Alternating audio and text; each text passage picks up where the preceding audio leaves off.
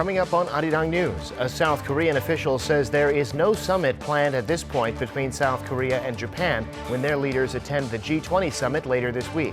But Seoul is still open to that changing.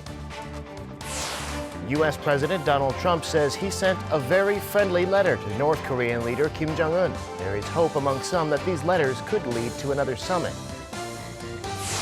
And South Korea's consumer sentiment is down this month, though not by a lot. The problem, apparently, that incomes declined and the economy was still weak. It's 4 p.m. here in Seoul. Thank you for tuning in to our afternoon broadcast. I'm Devin Whiting. South Korea's presidential office says that as things stand now, there will not be a summit meeting between President Moon and Japanese Prime Minister Shinzo Abe on the sidelines of the G20 summit this week in Osaka. Officials at the top office say that although Seoul is ready for talks with Japan at any time, it seems Tokyo is not. The official was asked whether that might change once the leaders get there, replying that a summit can happen whenever Japan says it wants one. Relations between the neighboring countries went south most recently after Korea called on Japan to consider compensating the victims of forced labor by voluntarily establishing funds from Korean and Japanese firms. That was a counter-proposal to Tokyo's demand that an arbitration panel be formed on the issue, which stems from Japan's colonial rule of the Korean peninsula in the early 1900s.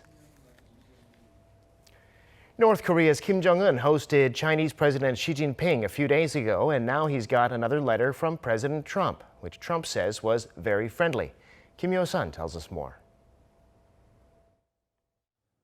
U.S. President Donald Trump said his, quote, very friendly letter to Kim Jong-un was in response to the birthday wishes he received last week from the North Korean leader.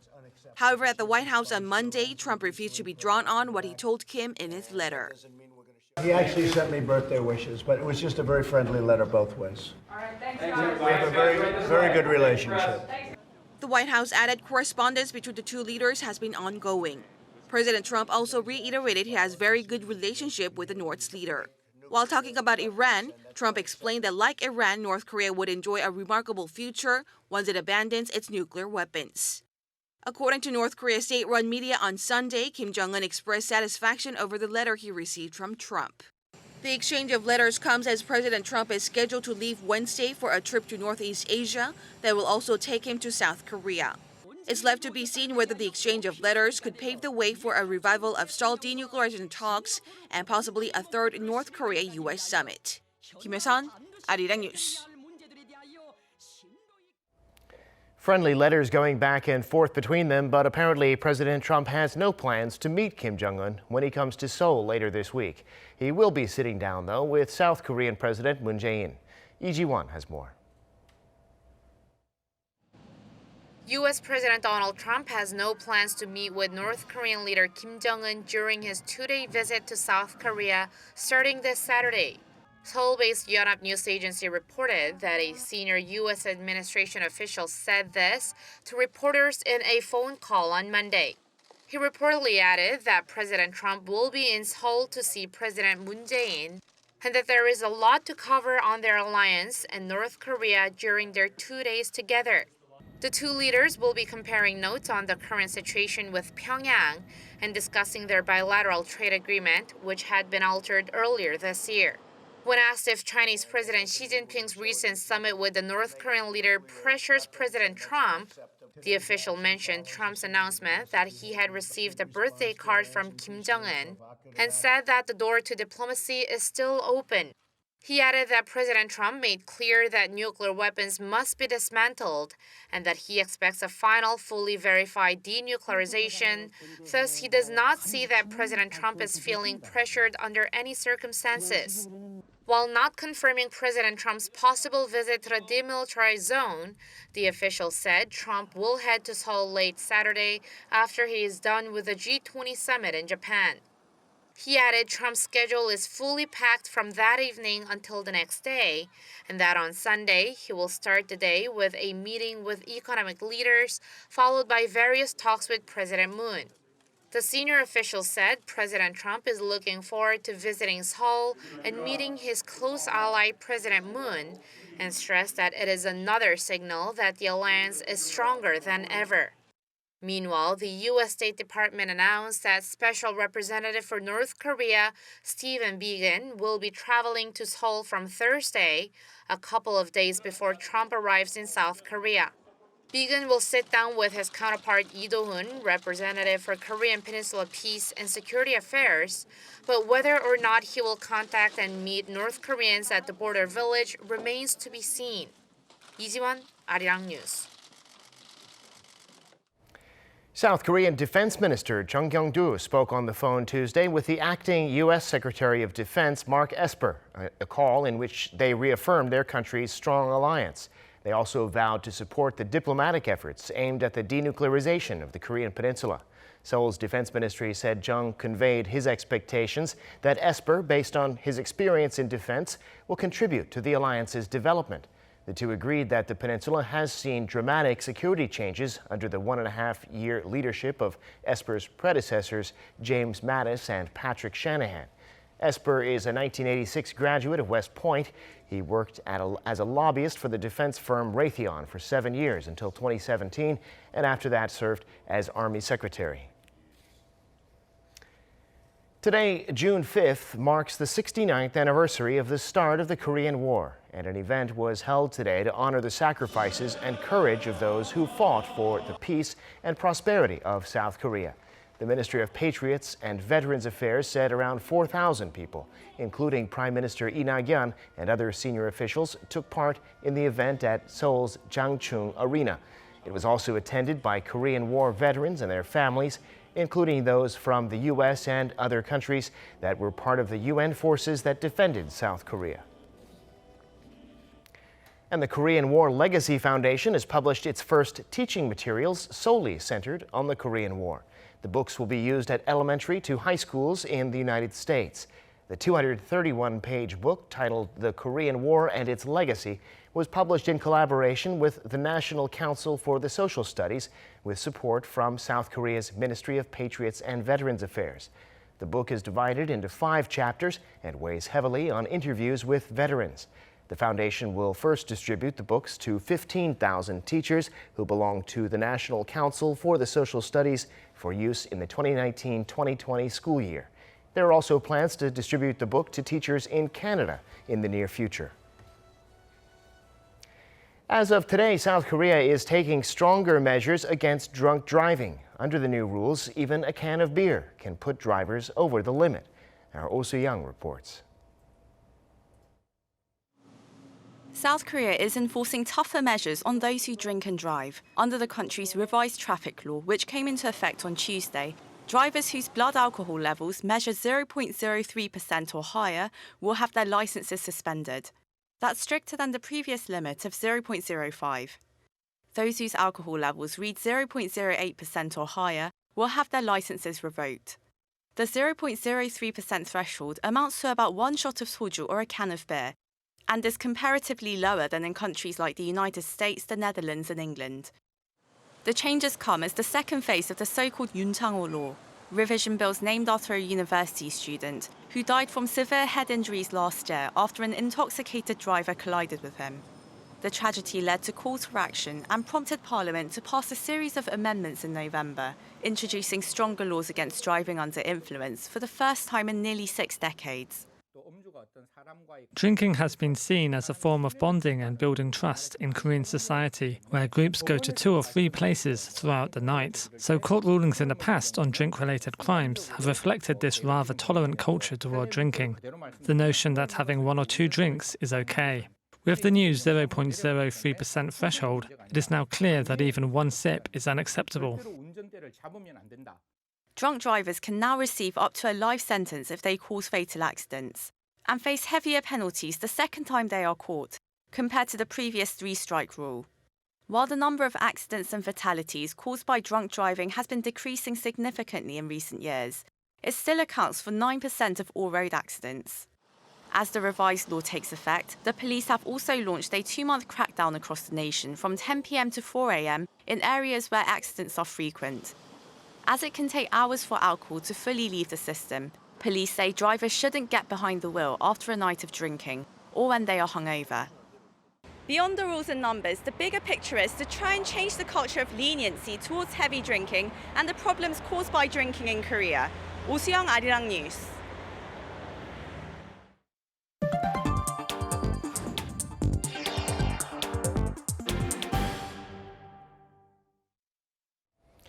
Sentiment among South Korean consumers was down in June for the second month in a row. According to the Bank of Korea, the index stood at 97.5, down 0.4 of a point from May and more than 4 points from April.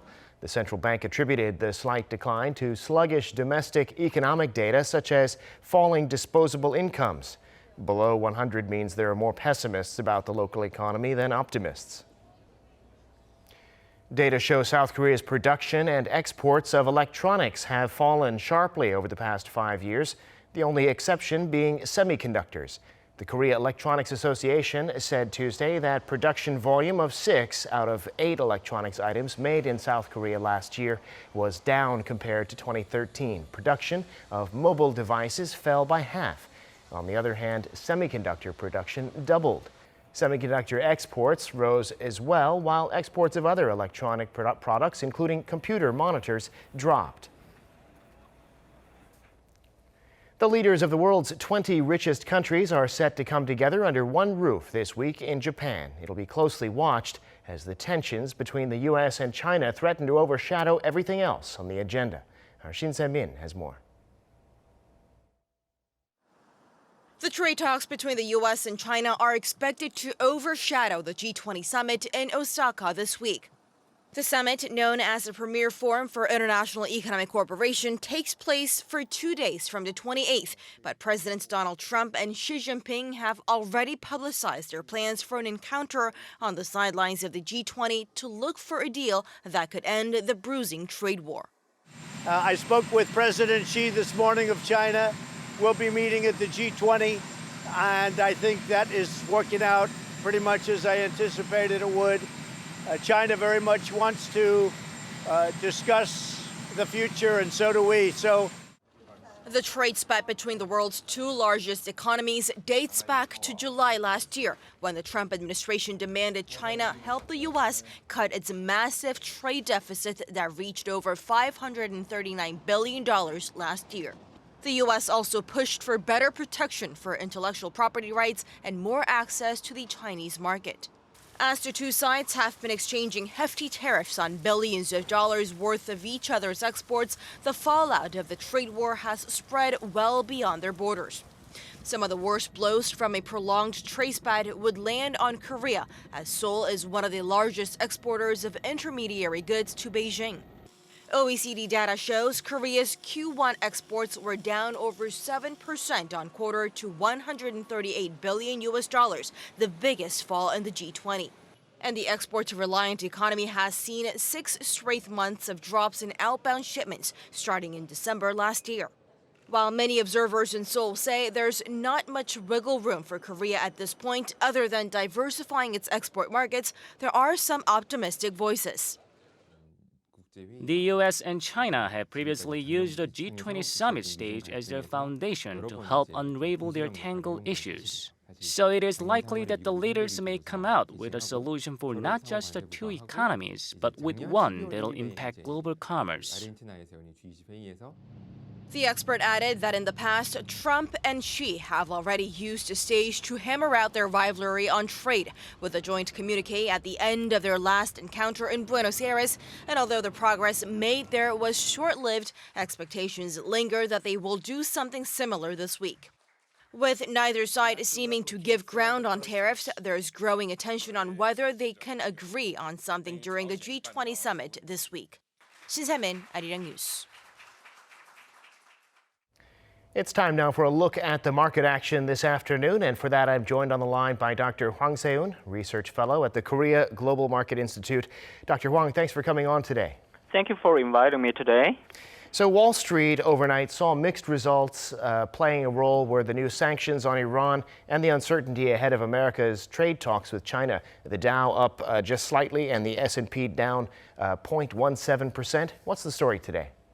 Stocks ended a little changed Monday as traders looked ahead to a key meeting between President Donald Trump and Chinese President Xi Jinping at this week's upcoming G20 Summit. Investors are hopeful the two leaders will get closer to a deal that will end the conflict. The likelihood of them coming together for a deal is pretty small at this point. Investors in risk assets have also continued to shrug off signs of an economic slowdown and focus on the increasingly dovish tone at central banks around the world. Most Asian stocks declined Tuesday as traders mulled geopolitical strains and positioning for the upcoming U.S.-China summit meeting. Shares in China and Hong Kong led losses, with benchmarks in Tokyo and Seoul reversing earlier gains. Japan's Nikkei dropped 0.43%, while Shanghai Composite lost 1.12%. South Korea's Kospi fell 0.22% as of close today. Now, the new U.S. sanctions on Iran have raised tensions in the Middle East and put pressure on oil prices. West Texas up 0.8%. Where do you see oil supply and prices going in the short term? Oil fell on Tuesday amid concerns over the outlook for crude demand, but prices were supported after Washington announced new sanctions on Iran amid mounting tensions in the Middle East. The new sanctions would appear to rule out any talks or negotiations to end the crisis between the U.S. and Iran. Hopes are waning for progress in Sino-U.S. trade talks at this week's G20 meeting. This could further hurt global growth prospects, hitting demand for oil and other commodities. This means the demand would become slimmer in the near term with deteriorating economic conditions. However, supply is expected to remain relatively tight as the Organization of the Petroleum Exporting Countries and its allies, including Russia, appear likely to extend a deal on curbing output when they meet in the beginning of July. Now, back here at home, the Bank of Korea shows consumer sentiment in June down for a second straight month to 97.5. That, of course, is a sign that there are slightly more pessimists than optimists. Why would that be? South Korea's consumer sentiment dropped slightly from a month earlier to a 5-month low in June amid fears of economic slowdown sparked by sluggish exports and trade dispute between the world's two largest economies. The drop apparently follows the escalating trade tension between the United States and China that many believe may last months, if not years. The two countries are also the world's two largest importers of South Korean goods. South Korea's exports have dipped for 6 consecutive months, with shipments to China falling for 7 consecutive months since November. The country's export again plunged 10% on year in the first 20 days of this month. Those surveyed saw no changes in their current living conditions from a month earlier or 6 months from now. However, more people saw their spending shrinking down the road due to worries on economic slowdown. Got it. All right, Dr. Huang, that's where we'll have to leave it today. Thanks again for coming on. We appreciate your insights. Thank you very much. Now, President Trump has again criticized the Federal Reserve for not cutting interest rates, tweeting Monday that the Fed is acting like a stubborn child. Trump said the U.S. economy is on course to have one of the best Junes on record, and that if the Fed had not raised rates so fast last year, the U.S. economy would have been even better off. The Fed voted last week to keep its key rates unchanged at 2.25% to 2.5%, where they've been since a hike in December. But Fed Chairman Jerome Powell did drop hints last week that have prompted many to expect a rate cut next month. President Trump has announced a new wave of sanctions against Iran in retaliation for last week's downing of an American drone. Iran has condemned the sanctions, saying the U.S. has permanently closed the path to diplomacy. Our Kim Jongun has the details. As tensions between the United States and Iran threaten to boil over, U.S. President Donald Trump signed an executive order Monday imposing tough, new sanctions on Tehran. The punitive measures come a matter of days after Iran shot down a U.S. drone late last week. The sanctions target Iran's supreme leader Ayatollah Ali Khamenei, blocking him, his office, and others from access to U.S. financial instruments. According to U.S. Treasury Secretary Steven Mnuchin on Monday, the sanctions are aimed at those who ordered the recent provocations. Along with our existing sanctions authority, we have additional sanctions to go after the Supreme Leader's office and lock up literally billions of dollars more of assets. Along with that action today, we are also announcing specific actions targeting those responsible for recent activities. President Trump said the sanctions would have been imposed even without the downing of the drone.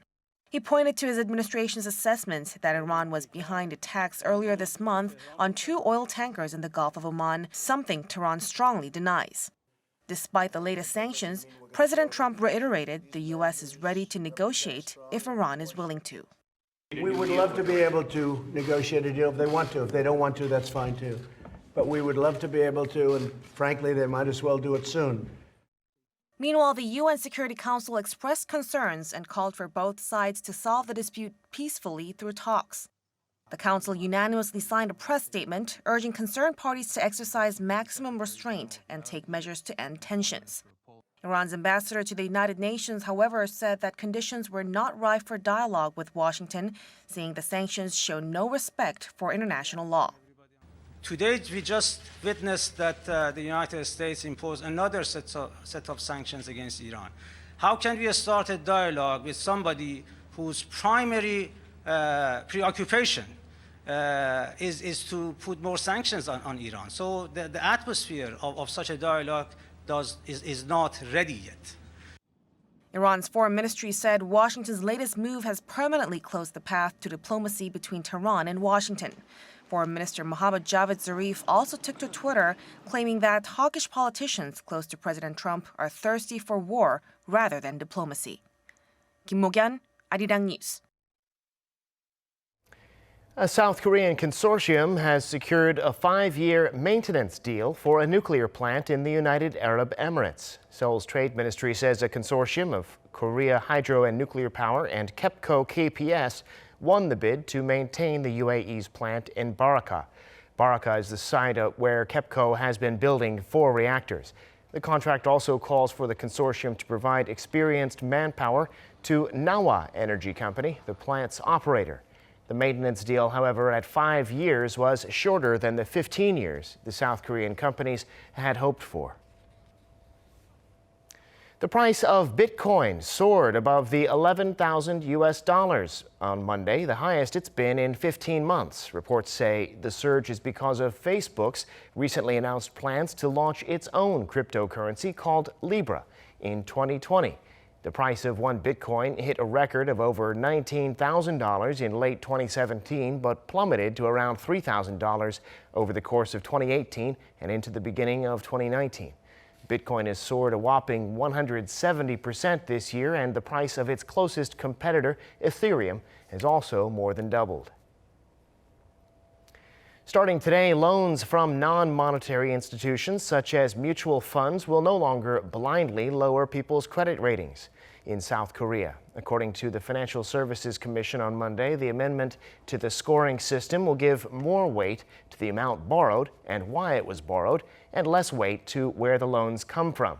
The changes had already been applied to savings banks in January and will be expanded to other non-monetary institutions.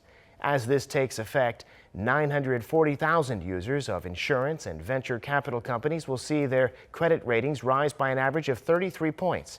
Of them, 460,000 will see their credit ratings rise to Class 1.